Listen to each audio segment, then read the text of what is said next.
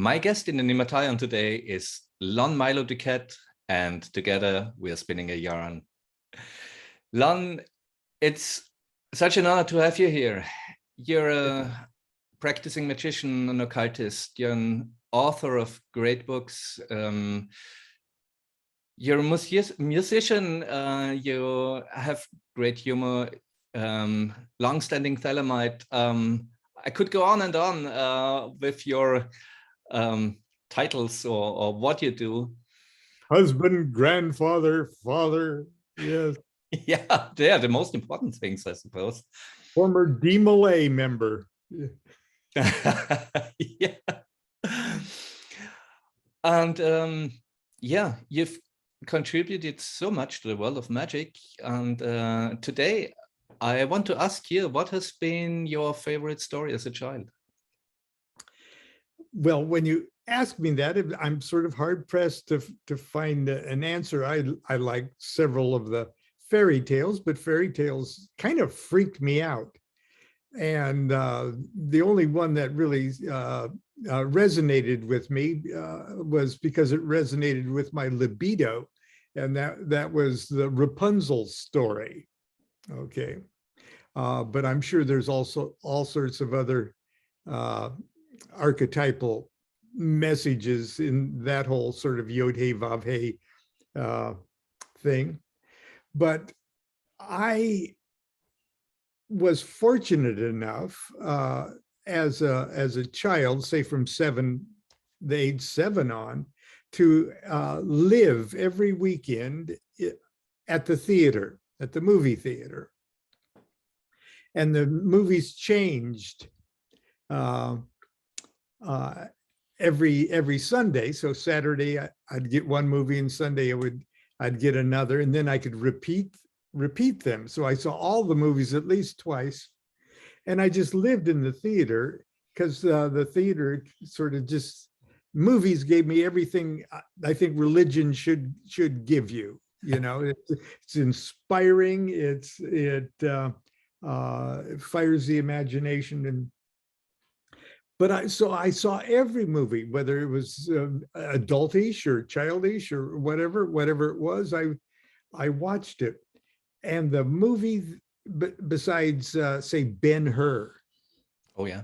Ben-Hur just blew my mind. I don't know how many times I saw that. But the movie that actually touched me was Elmer Gantry. Burt Lancaster starring in Sinclair Lewis's Elmer Gantry, about a 1920s corrupt evangelist, and it's full of sex and religion, and it just completely fascinated me to see the two sides of the spiritual nature of this guy. And of course, Burt Lancaster played him so incredibly well. And I was totally mutated by that story. Of course, it has a kind of a terrible, sad ending, but he's okay at the end of it.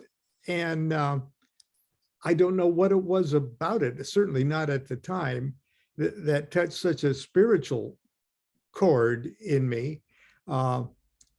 First of all, it helped completely free me from the superstitious angle of evangelical Christianity. Okay, it freed me from that. Okay, but not so much as freed like an atheist immediately gets freed from all of that, but freed from it without losing the golden spiritual cord that that is actually the cosmic truth behind the atheism thing. It's almost like, how can you make young Lonnie DuQuette a Buddhist So with it one paved movie? the way for, And so that really touched me too. So, and of course, Errol Flynn's 1939 Robin Hood. yeah, yeah, yeah. Yeah. So you've got two movies about religion and Robin Hood, adventure, and Rapunzel, the libido. Yeah, there's a picture forming. Oh, okay. Well, and I'm still being affected by movies, and I still I haven't been going to any movies in theaters lately. The last movie I saw in the theater was the French Dispatch, the Wes Anderson new movie. Yeah. But I thank God for Netflix. So say we are. You know, your description of the movie theater as kind of inspiring, like the church, reminds me of a saying I heard from Martin Scorsese when he said that the movie theater provides everything church should, or some, I'm paraphrasing, but he's a Catholic, of course, and he said it's like communion you get in the movie theater. It's like the caves of old where the shamans are telling their stories, and you get there sitting together in the dark. You listen to these stories that are shaping your mind, shaping your world. Here we have it again. Oh, absolutely. And the grandeur, the awesomeness, the splendor of medieval cathedrals, okay, were absolutely theatrical in the classic sense of the word, especially when people didn't read or write. Everything was spelled out in stained glass, and it was holy ground. To me, the theater is holy ground, and I almost feel like taking my shoes off when I go in, and the flickering lights on the screen, or the burning bush, and it elevates your consciousness and takes you places. It's no coincidence that the temple of Dionysus is the theater, the classic theater as we see it today, with one pillar on one side and one on the other, and a screen in the middle. It's called the proscenium arch. Yeah. Okay. Which is like a stargate. Totally. Okay. Totally. And we've got one of those in our home. Yeah. Okay. And what do we look through that stargate at? Football. Crazy, terrible news that's just so depressing. Game shows. We use it as a giant teat to just feed ourselves the opiate, of, instead of using it like the Dionysian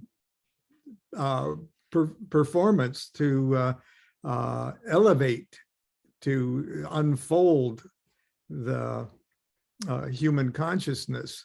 And so I take my theater very, very seriously. And for very many years, Constance and I celebrated the Mass of the Gnostic Catholic Church, which is Crowley's, view of a classic Eucharistic ceremony done for the public. and it too is set up with the two pillars of the temple. That's the Yakin and Boaz of the two pillars on each side, and a veil in the middle, and a whole bunch of stuff takes place like in the lobby before the main performance, and that's all the stuff that takes place out while the curtain is still pulled. And then the good stuff happens behind the veil when the priestess is set on the veil and stuff.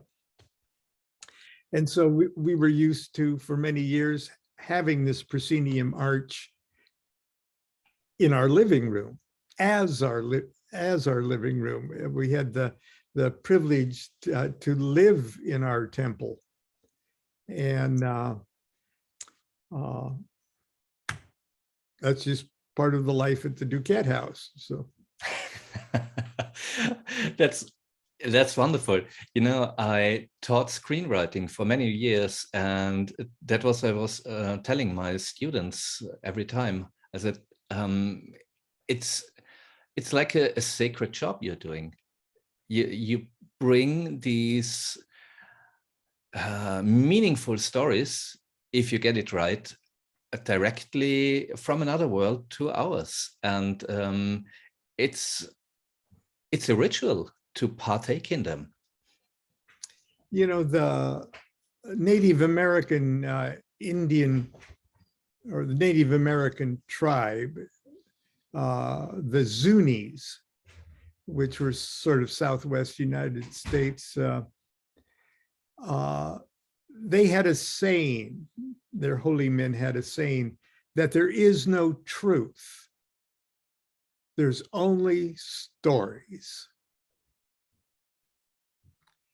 And that's sort of how I go about my writing.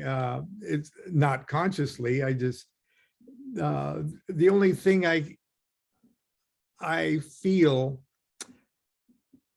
I can offer, and the only way that I feel I can offer it is by telling a story. And so a lot of my books are anecdotal. Okay, I talk about magic and everything, but what the hell does it mean to me? What have I done with it? What, you know, how did it blow up in my face? You know, and how, and so that whole thing is like My Life with the Spirits is just one story after another. The low magic and homemade magic, just one story after another. And that's really the only way that I can feel comfortable writing something. I can write textbooky kind of stuff about Kabbalah and things like that. But even my Kabbalah stuff, I have to make up a stage manager, like in the classic Our Town, where a stage manager there literally breaks down the wall between the audience and the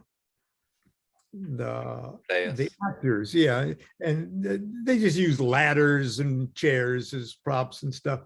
And there's a stage manager that more or less conducts the whole thing and brings you into it. And he's the psychopomp. He's Hermes.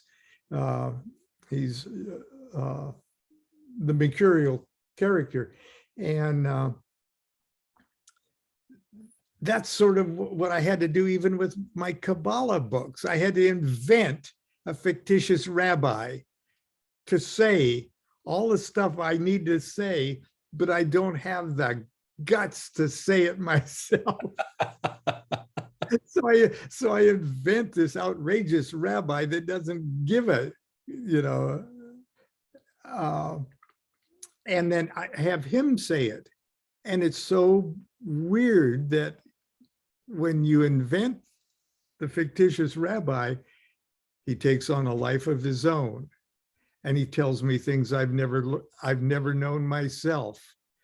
And it's kind of weird. It's kind of weird, but yeah. That's how I roll. Thank you for rolling with us today, Lon, for being our psychobomb today into the world of your stories and all of our stories as well. It was a great pleasure to chat with you. Thank you. I'm sorry I went so far over. I know I go over my time all the time. No problem at all. You're very welcome. As always, links to your sites, your author page, your Facebook page are in the show notes. And I'm looking forward to talk to you again. Me too. Thank you so much. And I want to come to Austria so bad. Let's hope we can do that soon. Absolutely. Let's tell the story. Thank you so much. You're welcome. Bye-bye. The world is magical.